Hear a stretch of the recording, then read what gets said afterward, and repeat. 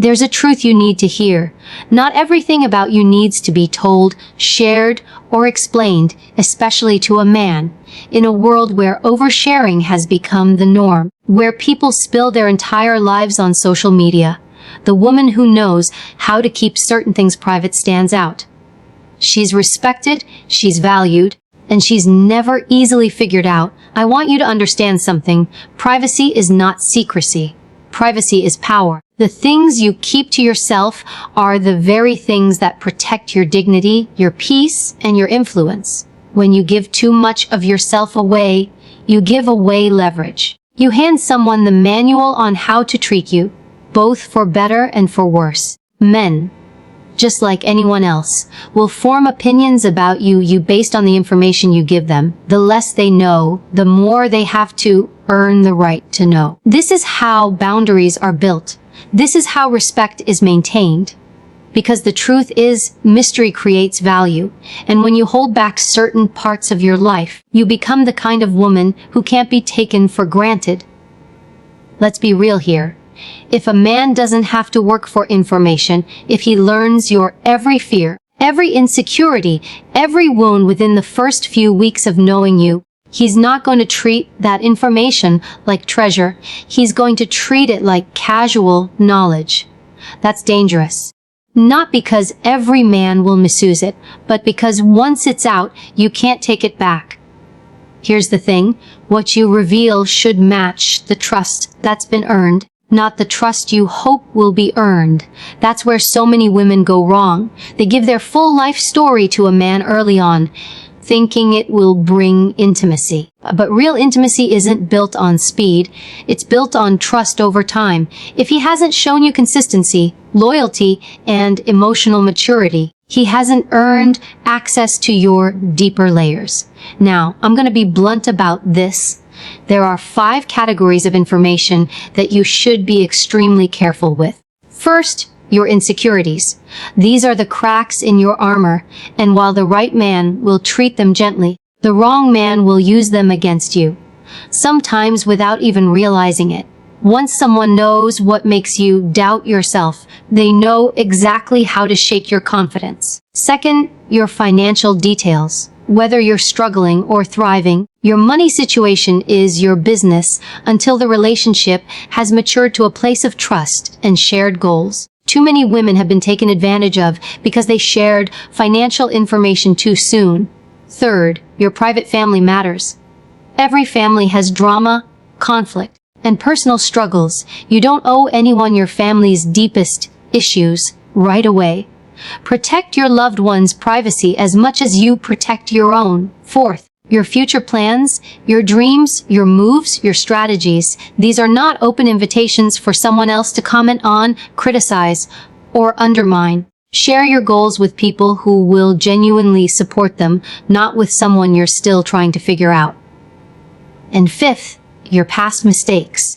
Everyone has things they wish they could redo, but not everyone needs to know about them. Your past doesn't define you, but when you share it with the wrong person, it can be used to frame you in a way that doesn't match who you are today. This isn't about living in fear or mistrust. It's about living with intention. Think about it like this. You wouldn't hand a stranger the keys to your house, right? Because keys give access. In the same way, your personal life is your house. Give access slowly, deliberately, and only to those who prove they'll take care of it. I know some of you might be thinking, but if I hold back, won't he think I'm hiding something? Here's the answer. If a man respects you, he'll respect your boundaries. He'll see that you value yourself enough to protect your energy. And if a man tries to pressure you into revealing more than you're ready to share, that's a sign he doesn't respect your pace. And you should pay attention to that. The truth is, a woman who is selective about what she shares commands a different level of attention. She doesn't have to beg for respect. It's given naturally. Men don't feel like they can just walk into her life and have full access. They know they have to show up, be consistent, and earn her trust. And that's the point. You teach people how to treat you by the way you treat yourself. Now, Here's the flip side. Keeping certain things private doesn't mean you put up walls so high no one can get through. It means you have a gate, and that gate only opens for the right person, at the right time, for the right reasons. You can be open-hearted without being open to exploitation. You can be warm without being an open book.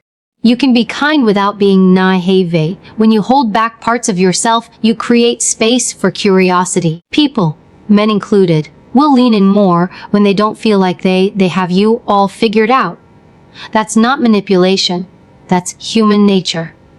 What's rare is valued. What's too available is often overlooked. And one last thing. Privacy is not just about protecting yourself from others. It's also about protecting your peace from your own impulses. Because sometimes the urge to share comes from a desire for validation. But if you can learn to validate yourself, you won't need to tell your whole story just to feel seen. You'll already know your worth without handing out every page of your diary.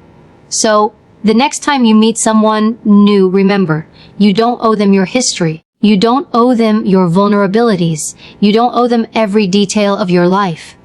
What you owe is to yourself, to protect your dignity, your heart, and your power. Because here's the truth, when you keep certain things private, you don't lose connection. You build respect. You build intrigue, and you keep the upper hand in how you are treated. The woman who guards her inner world is the woman who lives with both strength and grace. And that is the woman no one can ever truly diminish. Privacy is not just about keeping secrets. It's about knowing the value of your personal information and understanding that not everyone has earned the right to access it. Think about it for a moment. In a world where people share every detail of their lives online, where they eat, what they're thinking, their deepest emotions, the woman who chooses to hold certain things back stands out. She's intriguing. She's respected. She's not the kind of person you can figure out in a single conversation, and that's exactly why people want to know more. Privacy is power because it creates a level of control over your life that oversharing will never give you.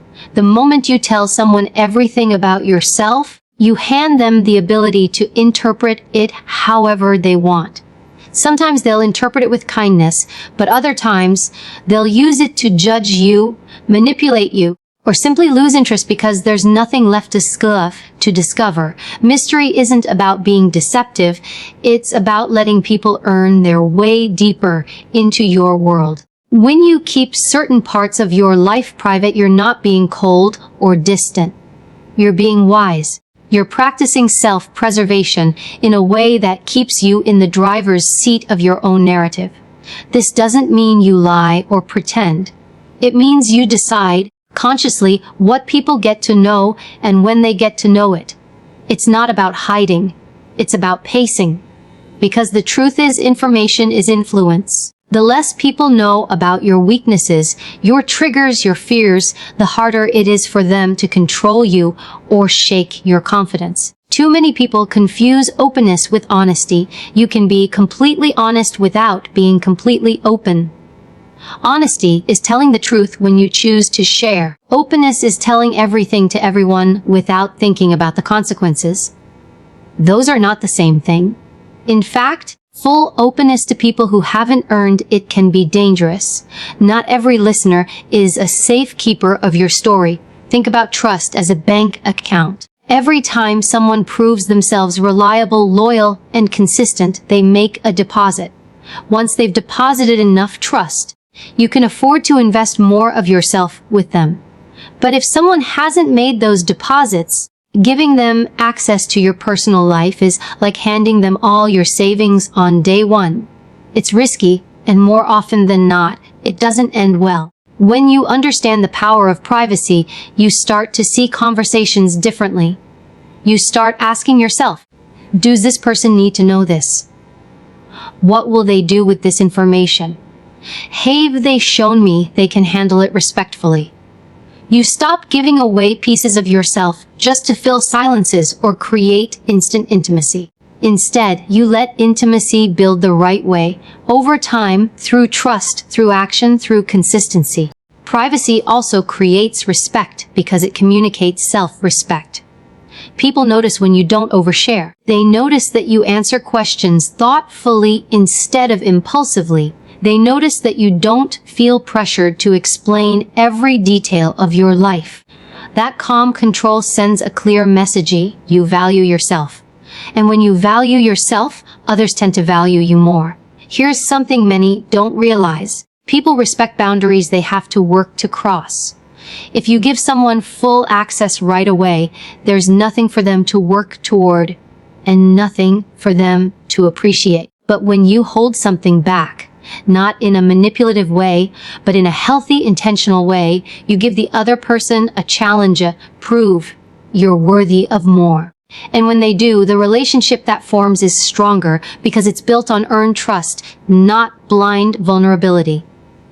Privacy also protects your peace. Not every detail of your life needs to be up for discussion, critique, or judgment.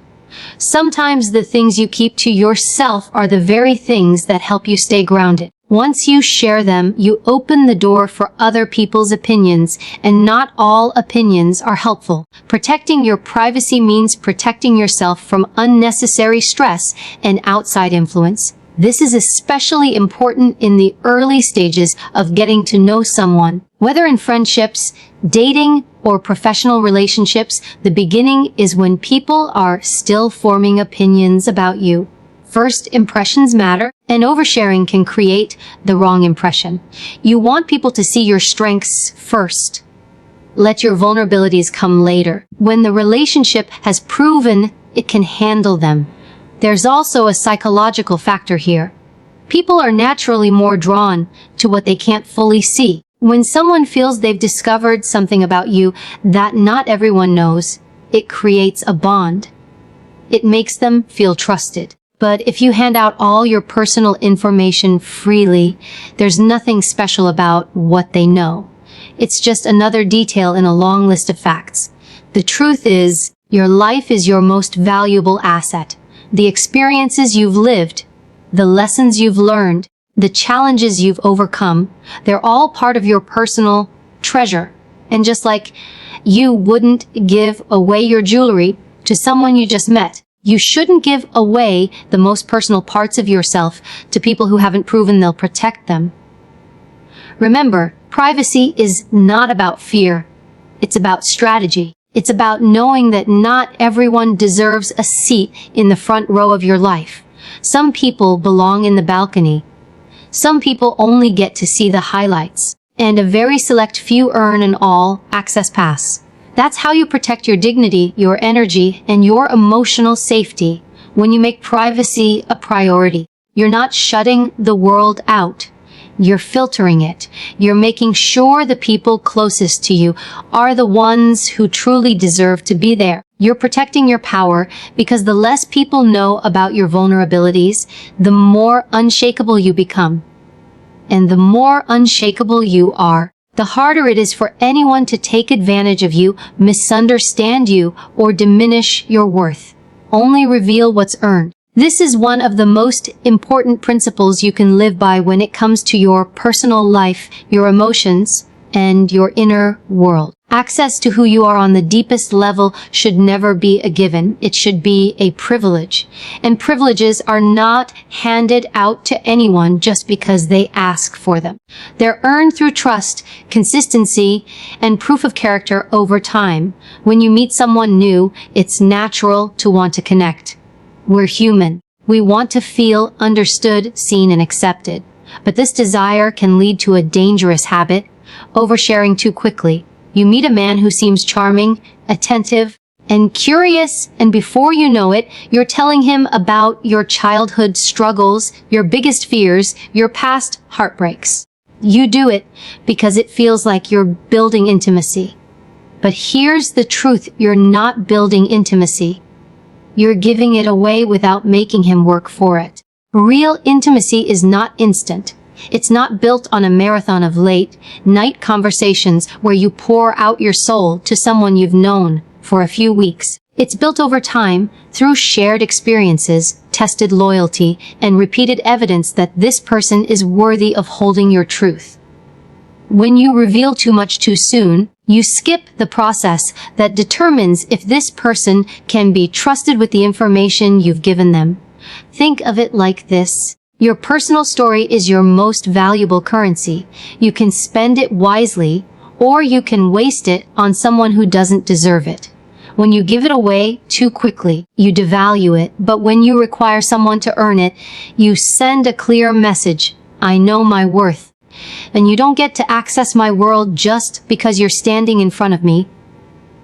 That's not arrogance. That's self-respect. This is where a lot of people get it wrong. They believe that withholding personal details makes them cold or unapproachable.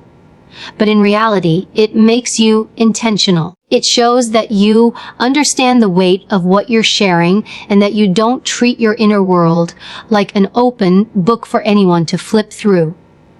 You can be kind, engaging, and warm without handing over every detail of your life story. Revealing only what's earned also acts as a natural filter.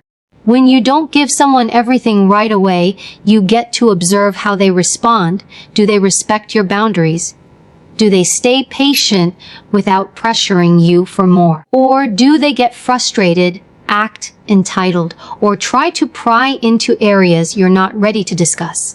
Their reaction tells you everything you need to know about their character. If they can't handle a little patience, they're not going to handle the real, more vulnerable parts of you later on. It's important to remember that trust is built in small moments, not grand gestures. A man can say all the right things and still not be trustworthy. Words are cheap. Actions over time, how he treats you, how he responds to challenges, how he behaves when no one is watching.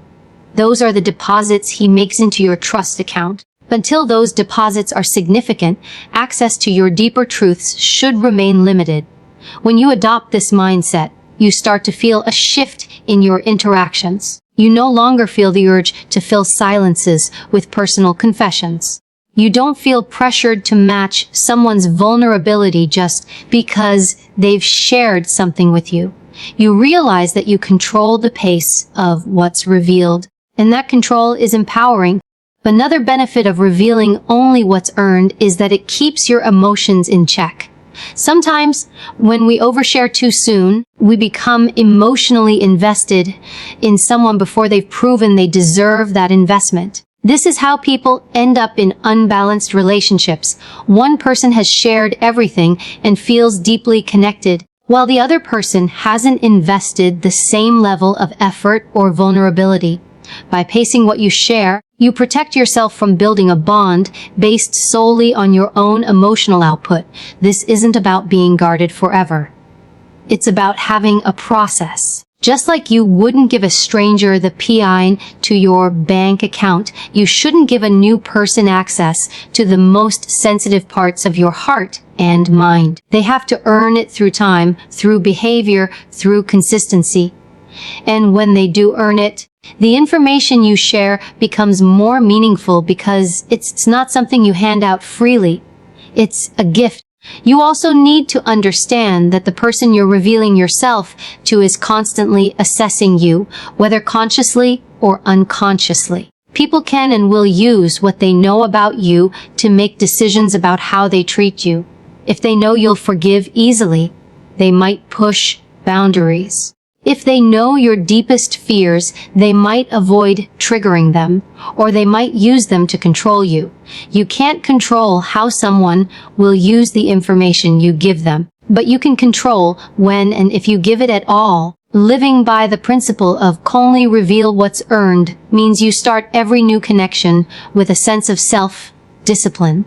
You watch, you listen, you assess. You let people reveal who they are before you reveal who you are. You let their actions write their credibility before you give them your trust.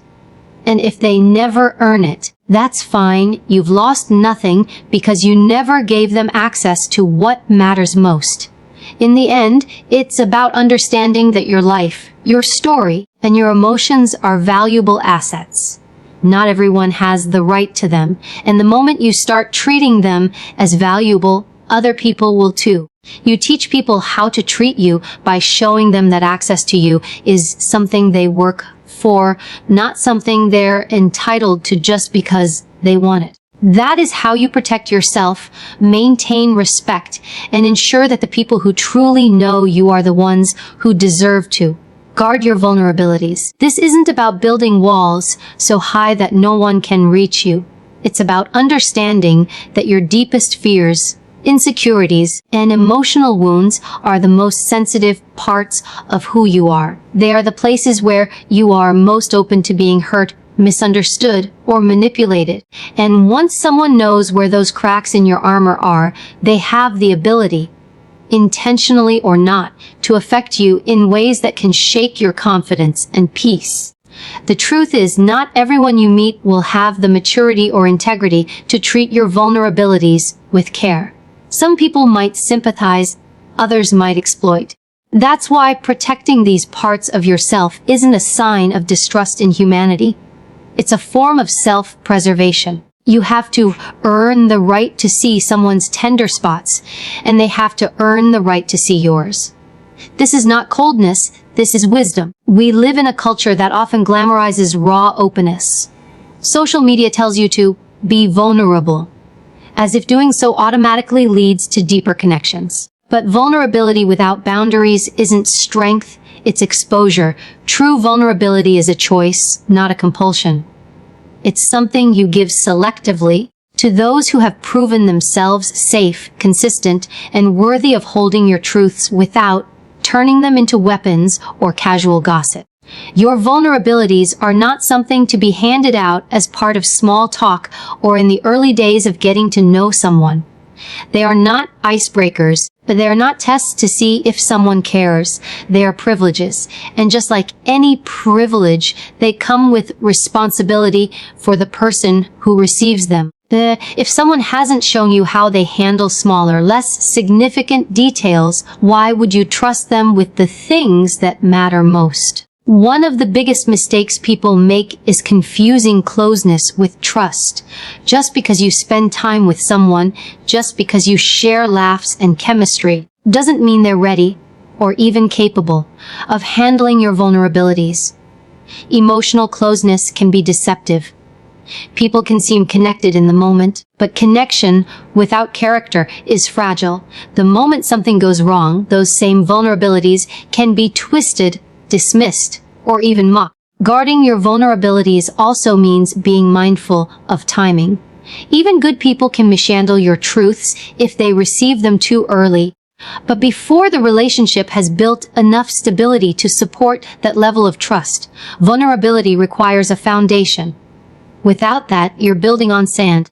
And when the tide comes in, when challenges arise or disagreements happen, your words, your confessions, your private fears may not be treated with the care they deserve. This is especially important in romantic relationships. In the early stages, emotions can run high. It's tempting to fast track the intimacy by opening up about your deepest wounds.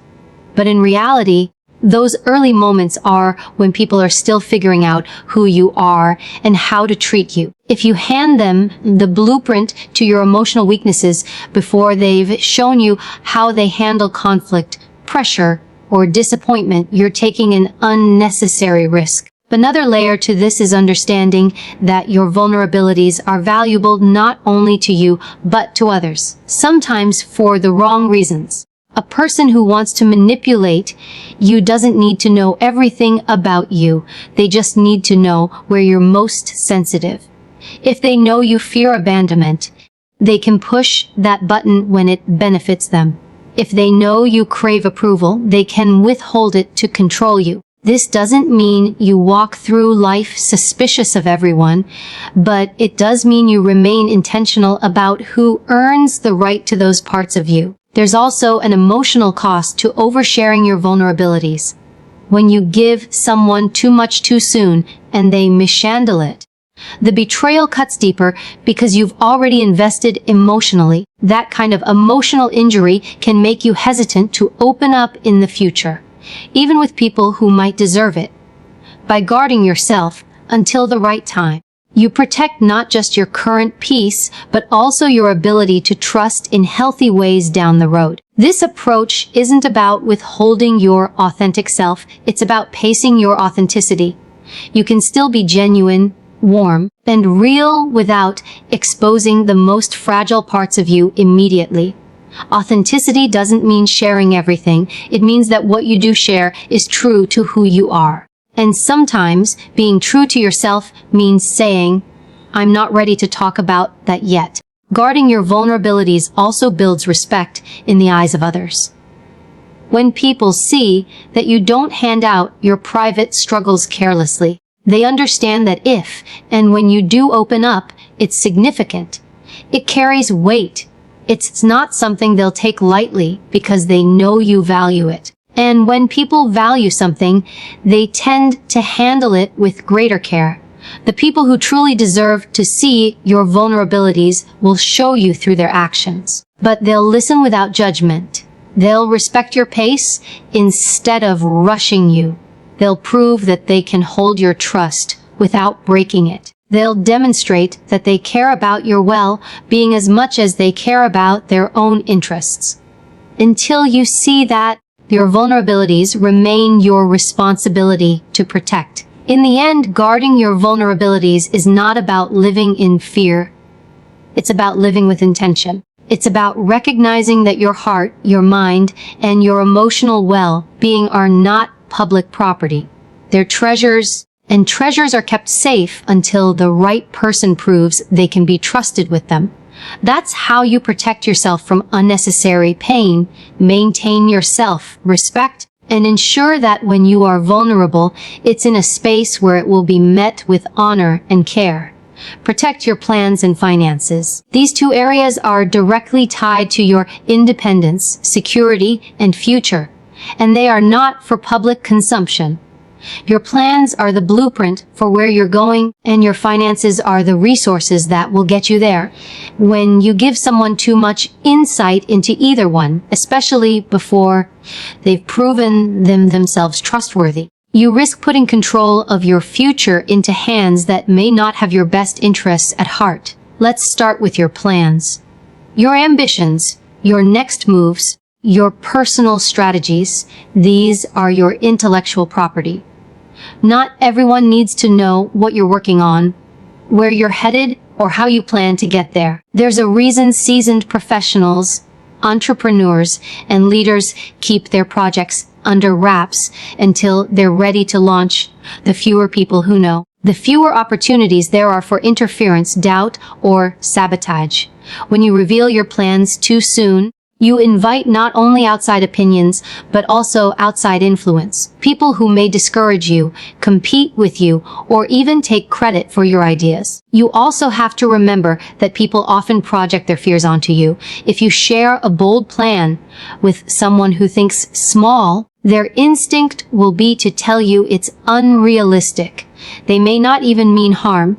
They're simply speaking from their own limitations. But if you're not careful, those limitations can start to feel like your own. By keeping your plans private until they're in motion, you protect yourself from that kind of negative influence. You give yourself space to build without the noise. Now, let's talk about finances. Your financial situation, whether you're thriving, struggling, or somewhere in between, is no one's business unless they've earned a place in your inner circle. Money is one of the most sensitive topics in human relationships because it's tied to power, opportunity, and control. The wrong person with knowledge of your finances can use it to take advantage of you, manipulate your decisions, or shift the dynamic of your relationship in unhealthy ways. If you have more than they expect, you may become a target for financial dependence or opportunism. If you have less, you may find yourself underestimated or even judged. Neither outcome benefits you. Your financial reality is something you share with people who have demonstrated integrity and loyalty, people whose intentions you've seen proven over time. Even then, you share strategically, not impulsively. In dating, this becomes even more critical. Revealing your financial position too soon can change the way a man sees you, sometimes in ways you don't expect. If you're well off, the wrong man might see you as a source of resources rather than a partner. If you're not, he may underestimate your value or treat you as someone who needs saving. Both perspectives distort the relationship dynamic. The goal is to be chosen for who you are, not for what you have or don't have. The same goes for your future plans. If a man knows every step you intend to take, he can insert himself into your path, either to influence it, benefit from it, or, in some cases, block it. This doesn't mean you assume everyone is out to harm you. It means you understand that not everyone's vision aligns with yours, and not everyone will support you without self-interest. Until someone has proven that their presence in your life makes your path stronger, your plans remain yours. Protecting your plans and finances also comes down to self-reliance. The more people know about your next moves, the more they can try to direct them. The more they know about your financial situation, the more they can try to control or depend on it. Privacy here allows you to move freely, make decisions without pressure, and build without interference. It keeps your independence intact, which is essential for maintaining respect in any relationship. It's also important to understand that timing matters. There will come a point in certain relationships, long-term partnerships, serious business collaborations, where sharing your plans and finances is necessary. But that point should come after a history of trust, mutual respect, and aligned goals has been established. It should never come in the early stages when you're still assessing who this person is and what role they should have in your life. Some people might say, if you can't share everything with someone, you're not close. That's a flawed way of thinking. Real closeness doesn't mean constant disclosure. It means you share what's appropriate for the level of trust that's been built. In fact, pacing what you reveal allows you to test the relationship in smaller, safer ways before you give access to the things that matter most. Remember, your plans and finances are not casual topics. They are tools and assets that shape your life. Treat them with the same care you would any valuable possession. Just because someone is curious doesn't mean they're entitled to the answer. Curiosity is not the same as trustworthiness. When you keep these areas private until the right time, you're not being evasive.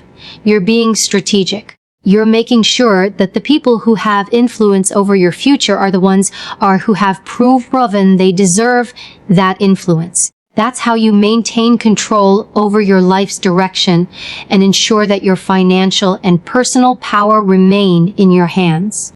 That is how you protect your plans and your finances, not just from others, but from the subtle ways people's opinions, needs, and expectations can alter your course before you're ready. Boundaries command respect. They are the invisible lines that tell people where you end and they begin. Without them, you leave yourself open to being taken for granted, misunderstood, or even mistreated. Boundaries are not about keeping people out. They're about teaching them how to treat you. They are a reflection of your self-respect. And the clearer and more consistent they are, the more others will naturally respect you in return. The truth is, people will treat you according to what you allow. If you set no boundaries, you invite others to decide the rules for you. And when they decide the rules, those rules will always favor them, not you. On the other hand, when you set strong, healthy boundaries, you make it clear what is acceptable and what is not. You send the message that your time, energy, and emotional space are valuable and not to be wasted or violated. Many people avoid setting boundaries because they fear it will make them seem difficult or unkind. But the opposite is true. Boundaries actually make relationships healthier. Without them, resentment builds. You start to feel drained, disrespected, and undervalued. And that energy spills into how you treat others. With boundaries, you can give from a place of strength because you're not pouring from an empty cup. Boundaries also create a sense of stability in relationships. They let people know what to expect from you and what you expect in return. This removes guesswork and prevents misunderstandings. When someone crosses a line, you can point back to the boundary you set, not out of anger, but out of clarity. And here's the thing, people might push against your boundaries at first. That's natural. But the more consistent you are, the more those same people will adjust their behavior and learn to respect the limits you've put in place. It's important to understand that boundaries are not just about saying no. They're about saying yes to yourself. Every time you enforce a boundary, you're choosing your well-being over temporary comfort. You're protecting your mental and emotional health over avoiding a moment of awkwardness. And that's a powerful choice. In the context of relationships with men, boundaries are critical from the very beginning. If you want a man to respect you, you have to show him where your limits are, and you have to hold those limits even when it's inconvenient or tempting to let them slide. This applies to your time, your body, your energy, and your emotional availability. If you allow someone to ignore your boundaries without consequence, you're essentially teaching them that your lines are optional. Consistency is key. A boundary you enforce only sometimes is not a boundary, it's a suggestion, and suggestions can be ignored. But a boundary you stand by every time, no matter the situation, becomes a non-negotiable part of how people interact with you. That consistency builds trust, because people know you mean what you say. Another truth about boundaries is that they naturally filter people. Those who respect them will stay and thrive in your life. Those who don't will either leave or continually clash with you until they do. Either way, the result is the same. You're surrounded by people who understand and honor your standards. And that's what you want. Boundaries don't just protect you from bad behavior, they attract the right kind of people into your space.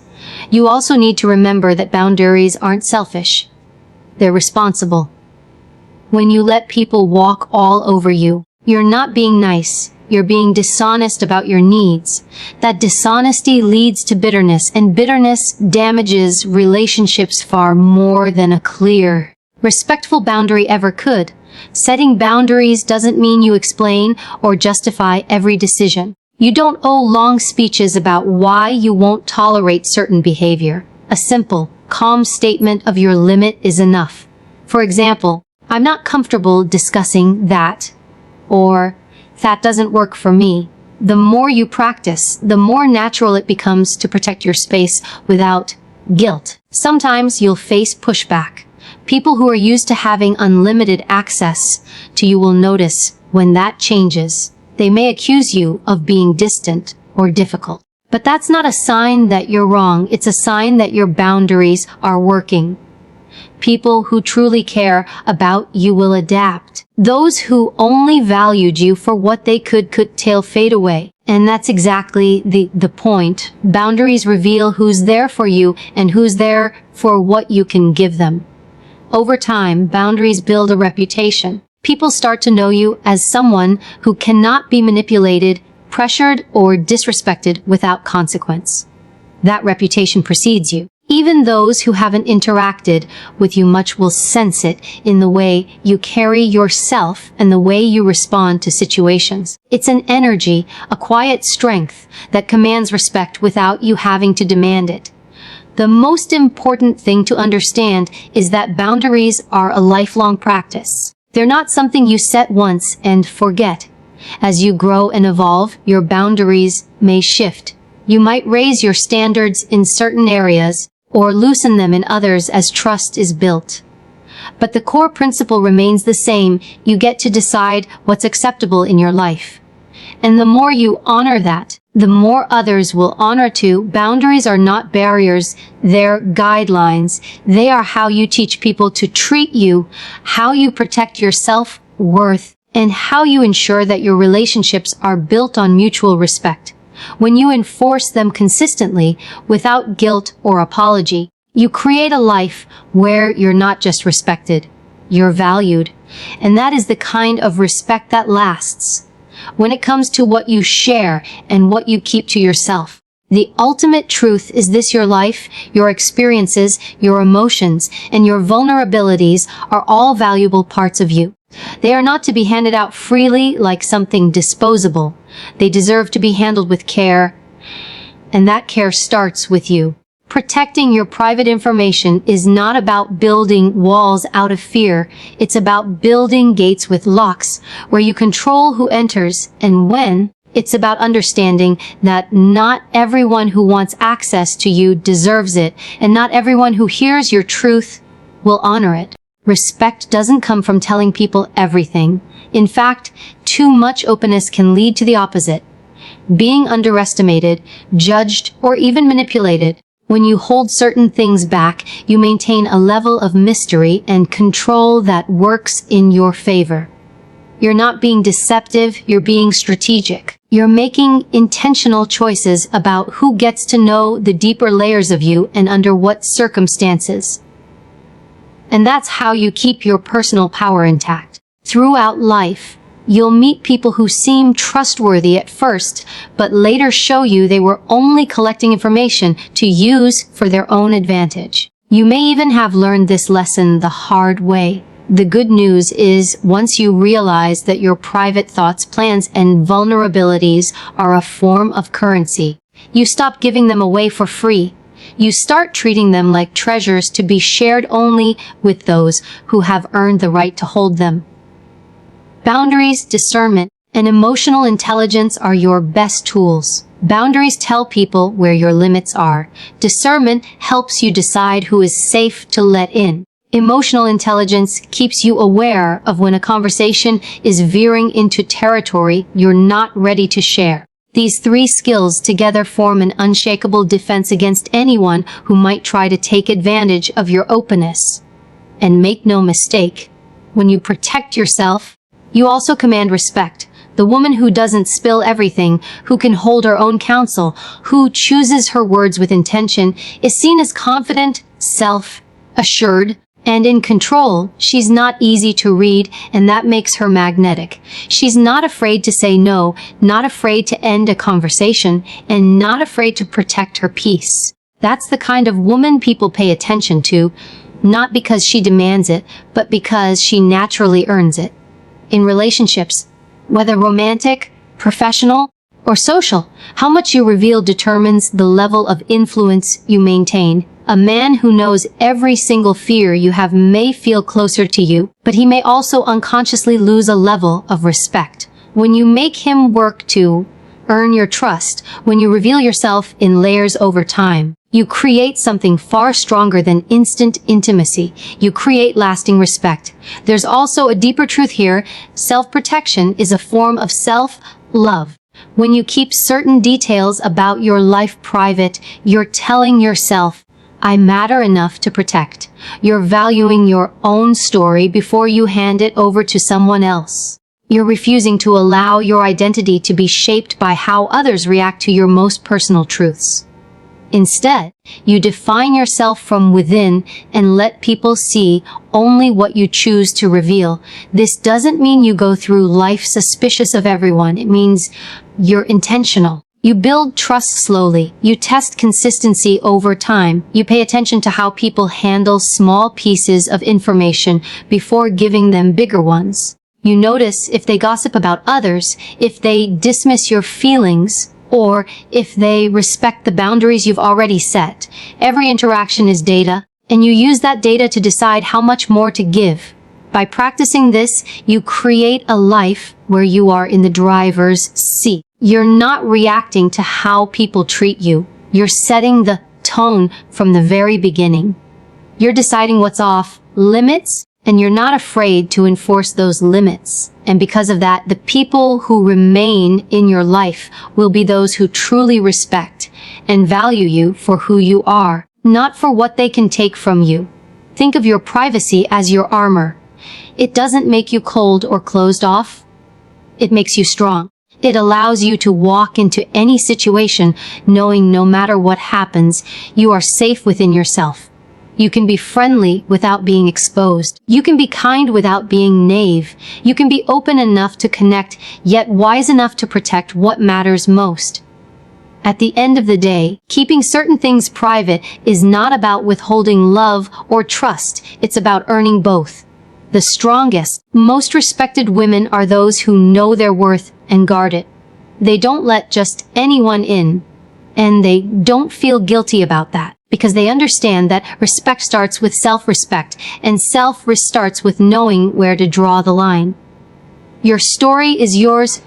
Your plans are yours. Your emotions are yours. Share them with the people who have proven over time that they can handle them with care. And for everyone else, keep them guessing. Not because you're hiding, but because you're protecting the most valuable thing you have. You.